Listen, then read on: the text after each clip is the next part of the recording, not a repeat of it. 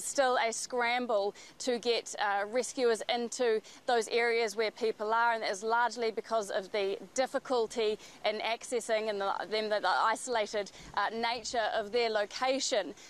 It is still inaccessible via road. Those roads have been washed away, bridges have been collapsed, and it is only accessible via helicopter and boat. Now, some people have managed to be moved into shelters. Schools have been set up as evacuation areas, but there's still a massive shortage of supplies in terms of food, medicine, water, and also coffins. Now, international aid efforts are going to start to take shape and become part of the wider rescue operation, but it's still very difficult to get a clear idea about what is going on there, and in part that is because of the difficulty in accessing people there, and that is definitely slowing things down. Well, we're actually looking at some of the pictures from there, and it's clear to see how access is a problem. There have also been a lot of different records in terms of the death tolls.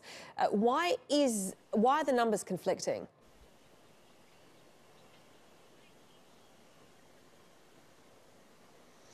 Well, at the moment it's very difficult to get any details out of there, but it's also because there are conflicting reports coming from the Laos government. Now, the Prime Minister has contradicted some of the earlier death tolls that were put out by some of his government ministers. He says that only one person has been confirmed dead, 191 missing, and that everyone else has been rescued. Now, if that is the case, then that would be extraordinary.